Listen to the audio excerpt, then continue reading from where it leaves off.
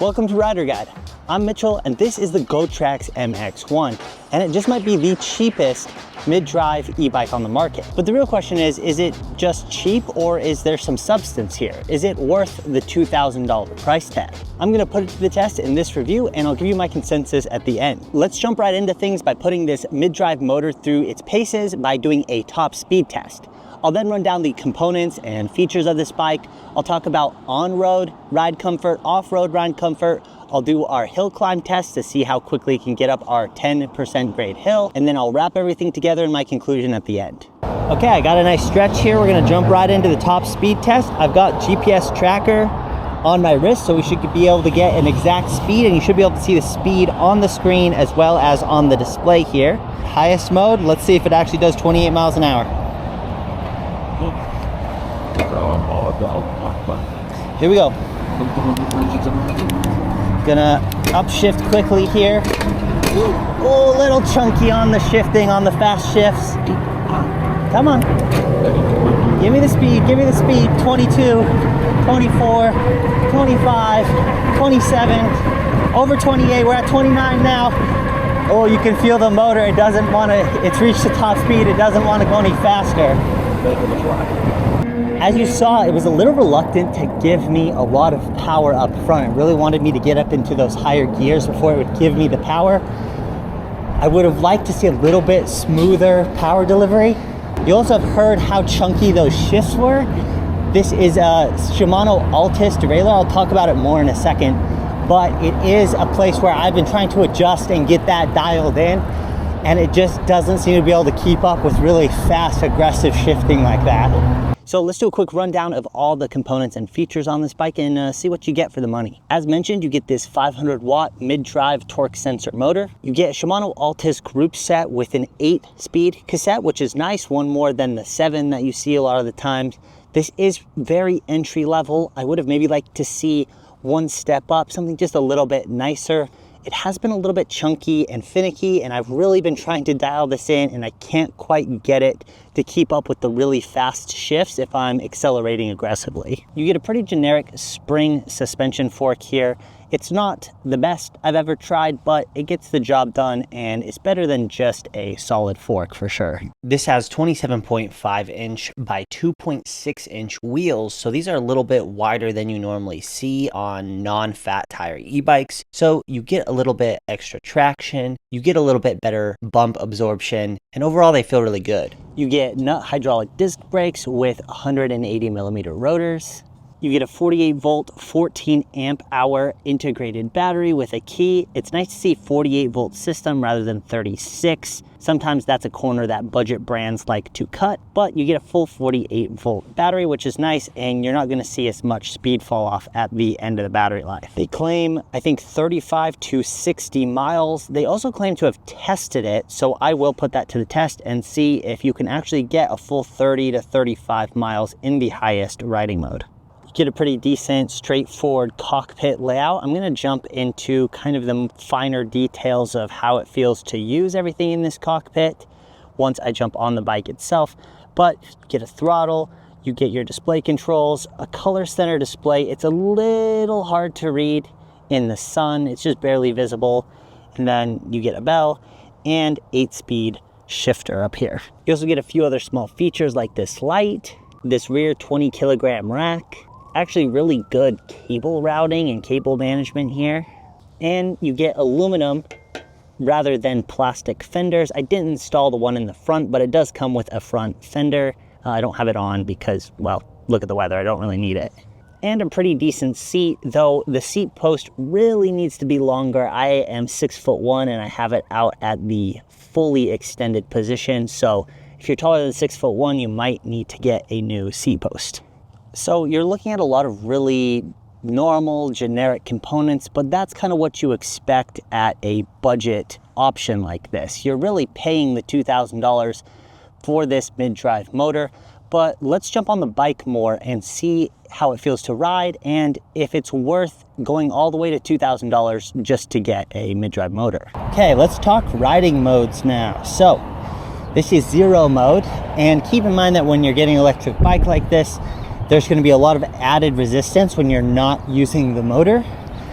Level 1 kind of gets you to the point where it feels like a normal bike. This is your eco mode. This is where if you want to actually get some good exercise or you really need to stretch out your range. And you'll see that I'm doing about 10 miles an hour. I am in a pretty high gear relatively. And so that also has something to do with it. But then when we go into normal mode, this is what Gotrax considers the mode that most people should be riding in. And this is where you start feeling, you know, a very natural amount of power added. It doesn't overwhelm you and it doesn't push the bike along.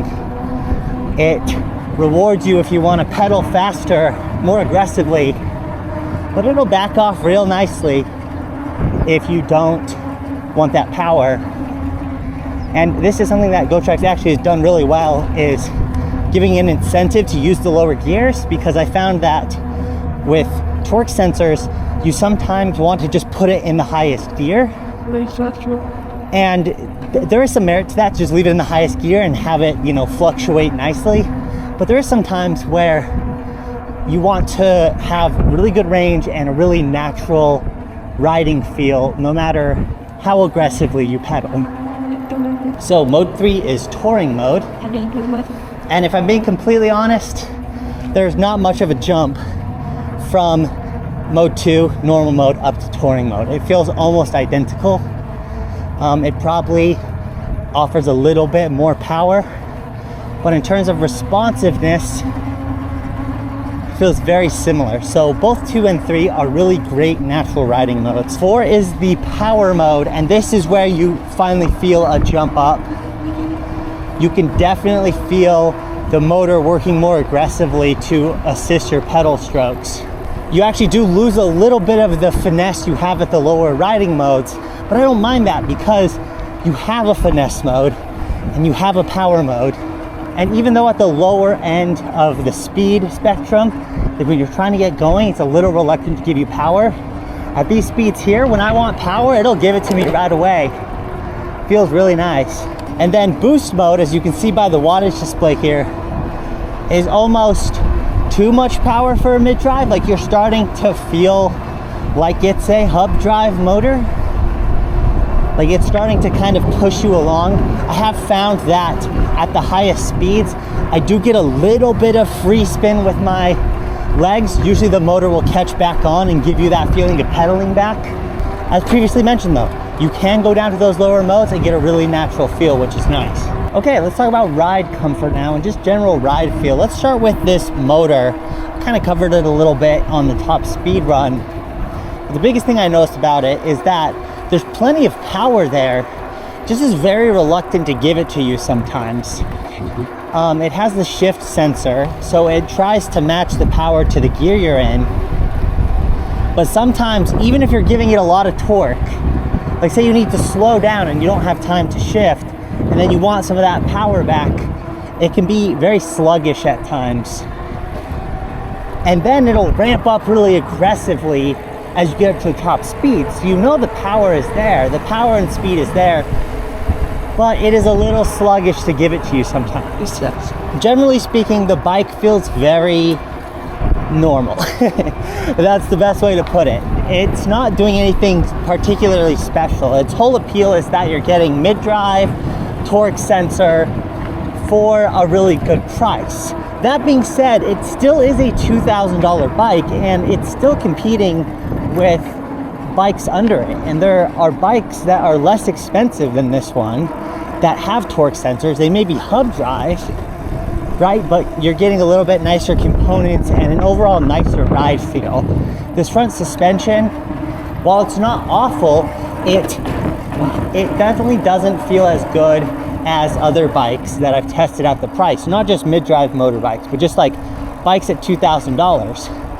And even for a few $100s more, you start seeing SR Suntour forks, you start seeing air forks, you start seeing a little bit nicer.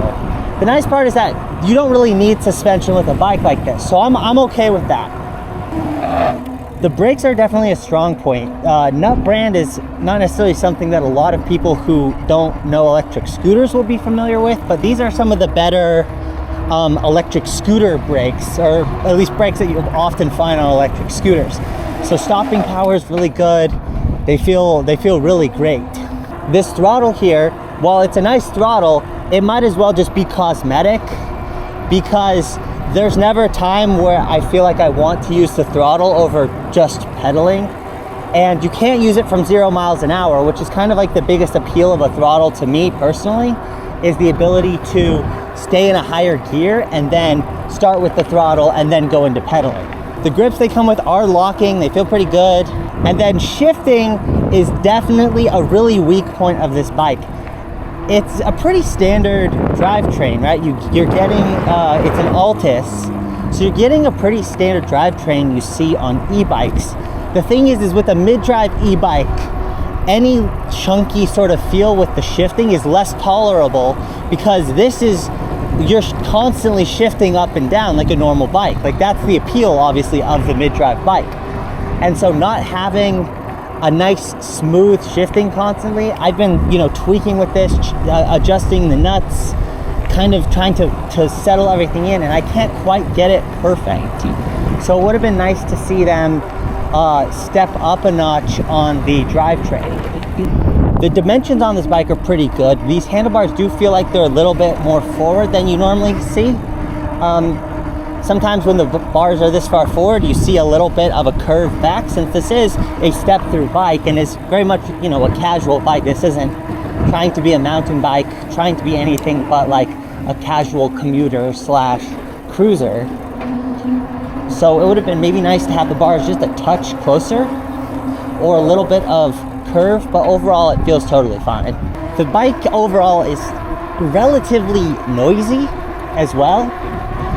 I have been a bit spoiled. I've ridden a couple back-to-back mid-drive bikes that are about $500 more than this one, that are very quiet and very comfortable. And I'd say you're getting about $500 less of comfort, right? Like, that's the thing to keep in mind, is that this is $2,000. And if you're someone who really wants a mid-drive motor and you're on a tight budget, then this is one of the few bikes on the market that is going to get what you want at the price you want. So, little range update. I've gone about 25 miles today, and I still have close to a third of a battery left. So it looks like they were being pretty honest and straightforward about the range on it. So props to them for that. All right, we're gonna do our usual off-road test, starting with stuff that's a little bit rougher, and then we'll go to our smooth dirt trail over here. I can tell you right now that this isn't going to do amazing on this rough stuff. It really just doesn't have the suspension, and it's going to most likely feel a bit jingly. Yeah, that front suspension, it's honestly doing better than I expected it to, but this is by no means an off-road bike. This only has suspension to just help with these dirt trails, this kind of stuff, and then also bumps while you're riding on the road. So let's jump over to this regular dirt trail. This is where it's going to do well, I think, because you've got the mid-drive, the torque sensor, you've got the nice wide knobby tires for good traction, and you got a little bit of suspension. Like, I guess this is really well suited for this dirt riding. These wheels are quite confidence inspiring. They're nice and wide and knobby. And if you're the type of person that likes to do loops of a park like this, then this will be a good bike for that. You can get up to a good speed here. It's actually fun. And the suspension is stiff enough to soak up the bigger stuff, while the wheels do a good job with the smaller bumps. Yeah, that is they're actually really proficient on that type of dirt trail like that. Okay, we got our 10% hill climb test here.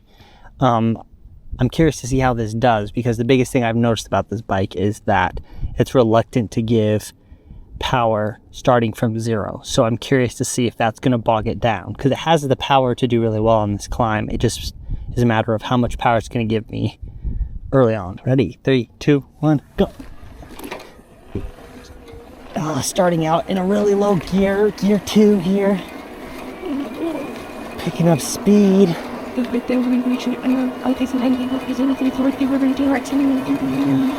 15.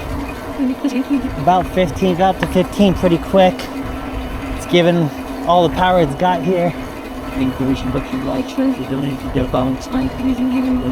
And time. So we'll see what the top speed and the time is and see how it stacks up against some of the bikes close to it in price. So is this bike for you? Well, that depends. If you really care about getting a mid-drive motor, and that's all you care about, and you're trying to get it for as cheap as possible, then this is probably the bike to get.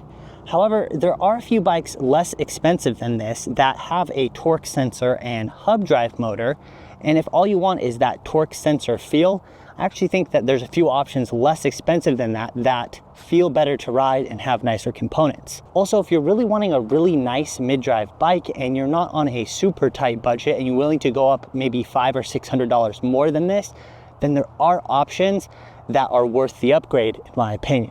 However, if you fall into that sweet spot, I don't think there's really anything else on the market that offers what this does at the price it does. And for that, they've done a really good job of filling a hole in the market. So if you like this video and want to check out this bike and see if it's for you, there will be a link down below in the description, as well as any discount code I have for you. A big thanks to Gotrax for sending this out and letting me test it and review it and give you guys my feedback on it. Thanks for watching, and I'll see you in the next one.